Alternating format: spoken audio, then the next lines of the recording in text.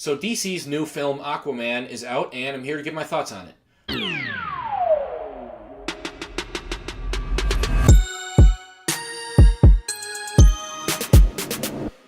So Aquaman follows Arthur Curry, otherwise known as Aquaman, who tries to retrieve this special trident that will let him control the sea so that he can overthrow his half-brother Orm and prevent a war between the Atlanteans and the surface dwellers.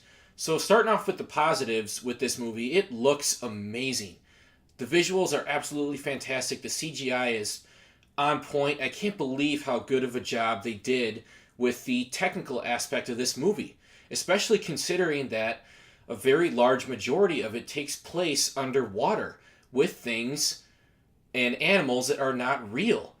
So considering that, it looks almost perfect.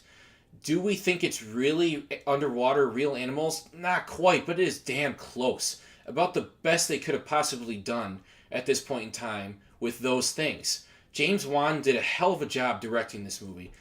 I'm a fan of his, and he is a really good visual director.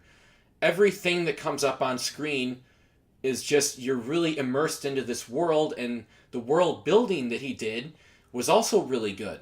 Just showing us this amazing Atlantean, even beyond that, world of the underwater, and you're just it's a very amazing experience while you're watching this movie. This movie is also very fast-paced, and not in a bad way at all. I never found myself bored. There was always something important going on. There was always a lot of fun. I don't remember ever there being a dull moment here, and the action was also amazing. The action was really good, and the style that it was filmed is quite a bit different than anything we've seen before, but it keeps you super engaged in everything that's going on, and it was really impressive. While I'm watching, I'm like, wow, that is really cool how they're kind of doing all this. The acting in this movie is pretty good overall as well. Jason Momoa is basically perfect casting for Aquaman. The dude is kind of weird in real life, and I think it fits perfectly for the role of Aquaman. And he does a really good job with it. But the real standout to me is Amber Heard as Mera. I hadn't really heard of her, no pun intended, going into this movie, so I didn't really know what to expect, but she did a really good job as Mera, and I thought she was one of the more interesting characters. And also, Amber Heard is a very attractive lady, and especially in that with the red hair, oh man, it suits her very well here. Also, Willem Dafoe as Volcko. I'm sorry if I'm not saying that right. Some of these names I'm going to butcher for sure, because these are some very odd names, these Atlantean names. He doesn't have a ton to do, that are really over the top like a bunch of the other actors, but he does a good job. Otherwise, he's always going to give his best.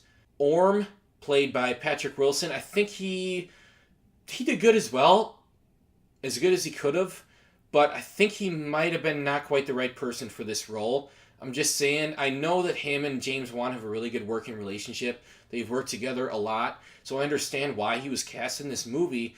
I just think that someone else maybe I could have bought someone else's Orm maybe a little bit more.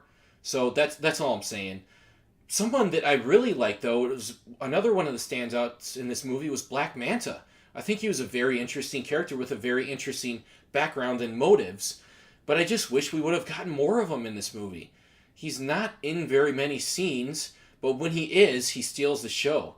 So hopefully there's more to come with his character, and I think there should be, because from what I hear, based on the comics and stuff, him and Aquaman are basically arch enemies. Nicole Kidman is good as well, as always, even though she didn't really have that much to do in this movie. She was good when she was on screen, and I feel like I've been saying that a lot, because there's a lot of side characters here. Most of the story is spent on Arthur and Mera, and a decent amount on Orm as well, and that's just fine.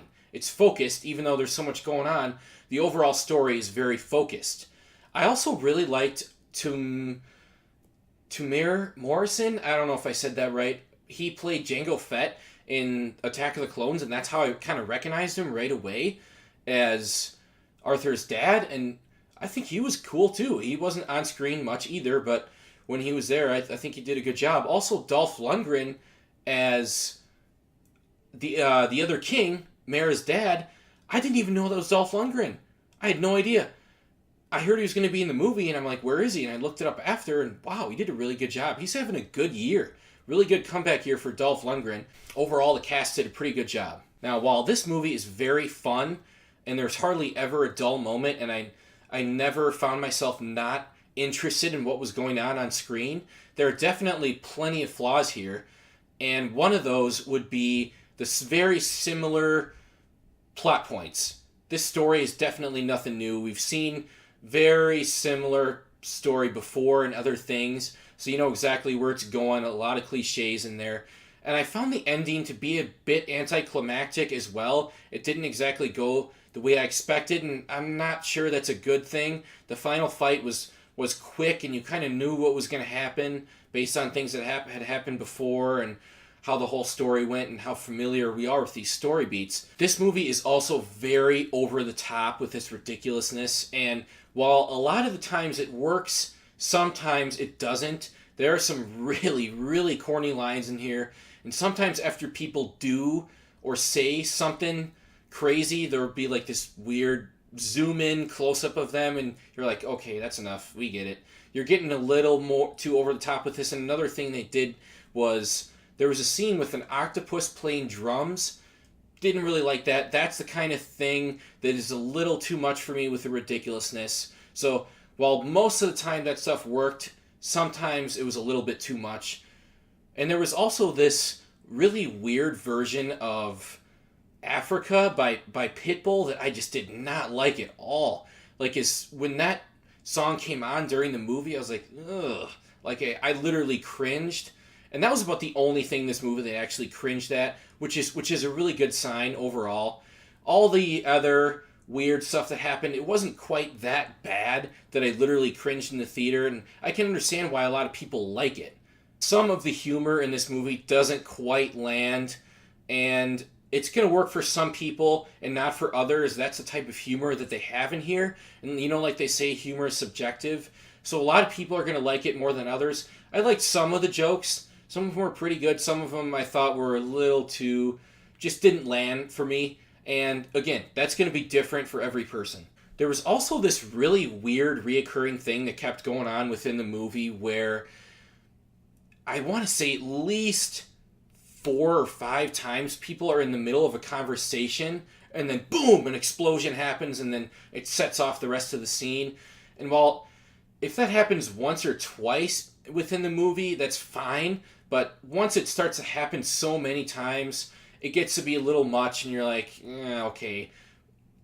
Now it kind of loses its charm when they do it so many times. It loses the element of surprise. So overall, this is a very fun movie with amazing visuals, very well directed. It's got fantastic effects, and the action is good. This movie is really fast-paced, and it's just an overall amazing experience that people will not be looking away from the screen at all. But there are several flaws with it, with the storytelling and the writing, and some of the over-the-top ridiculousness and some of the humor.